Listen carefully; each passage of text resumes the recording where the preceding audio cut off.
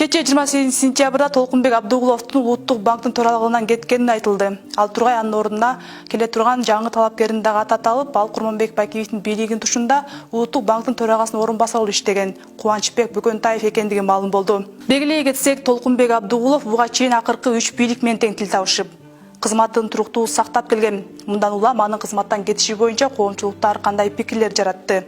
Бирок буга Абдугулов жооп кылып, эч кандай саясий басым-кысым болгону башка кызматка кетип жатканына байланыштуу кызматын тапшырып бергенин маалымдады. Ал эми Толкунбек Абдугуловдун эмгек жолуна токтолсок, ал Улуттук банкты 2014 жылдан бери башкарып келген. Ортодо кыска мөөнөткө өкмөткө барып, биринчи вице-премьер-министр кызматын аркалап, андан кийин кайра ордуна кайткан. Абдугулов иштеп турган учурда анын дарегине карата бир катар сындар айтылып келген. Айталып, буга эл өкүлү Элвира Сурабалдиеванын Абдугуловдун бир нече баатирге ээлик кыларын жана ижарага берерин айтып сындап чыкканын мисал кылууга болот.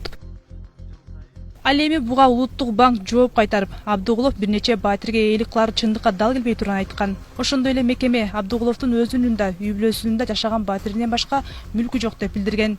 Аны тастыктоо иретинде мамлекеттик каттоо кызматынын тастамасында көрсөткөн. Ал эми чындыгында эле Абдугуловдун тапшырган декларациясынан, баатири жана автоунаасынан башка мүлктү көрө албайбыз. Улуттук банктын төрагасы Толкунбек Абдугуловдун 2015-2016 жана 2018 жылдарда тапшырган декларациясында анын жана жакындарын эч кандай мүлкү жок экенин көзгө урунат. Үй мүлкү кошумча киреше болоктору жок болуп чыкты. Муну менен аны жалгыз мамлекеттен алган маяны менен гана күн кечирип жаткандай элес калтырат. Айталы, 2015 жылы толтурган декларациясын карай турган болсок, бир жылдык кирешеси 3.696.680 сом болгону жана Toyota Sequoia 2008 жылдагы үлгүсүндөгү автоунаа бар экени көрсөтүлгөн. Андан башка жакын туугандары өзү да эч кандай мал мүлккө ээлик кылбары жазылган. 2016 жылы толтурган декларациясында эч кандай кирешеси тууралуу маалымат берилбеген. Болгону бир гана 2008 жылы Toyota Prado унаасы бар экени көрсөтүлөт. 2017 жылда декларациясы тууралуу маалымат жок. Ал эми 2018 жылы тапшырган декларациясына ылайык бир жылдык кирешеси 3.092.168 сом болгон. Андан башка кирешеси тууралуу документте 120 метр квадрат болгон батарея бар экени жазылат. Ошондой эле баасы 48.000 сомго бааланган жылкылары 50.000 сомдук бодо малы бар экени көрсөткөн.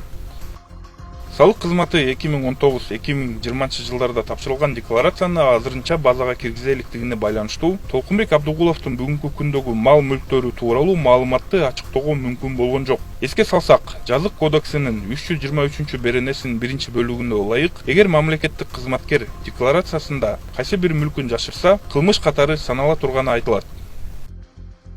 Бирок анткени менен айрым маалыматтарга ылайык мамлекеттик кызматта иштеп эң көп айлык алгандар Улуттук банктын жетекчилиги менен элчилер деген жыйынтык чыккан. Мисалга, Улуттук банктын төрагасы Толкунбек Абдугулов бир айлык майынасы 120.000 сом экендигин айтканы бар. Ал эми буга байланыштуу 100.000 деп алган Абдугулов мамлекетте миллиондор сууда катаралып, аны төлөй албагандыктан мамлекет болбогон шылтоо менен анын 5 миллион сомдой карыз акчасын кечип койду деген нараазычылыктар дагы айтылып келген. Бул боюнча учурунда парламентте айрым депутаттар, мугалимдер менен дарыгерлер үй алууга жеңдетилген насыя албай турган чакта Улуттук банктын жетекчилери менен кызматкерлери арзан үстөк пайыз менен турак жай суудасын алганы жана алардын айрымдарынын карызын кечип жиберишин сынга алып чыгышкан.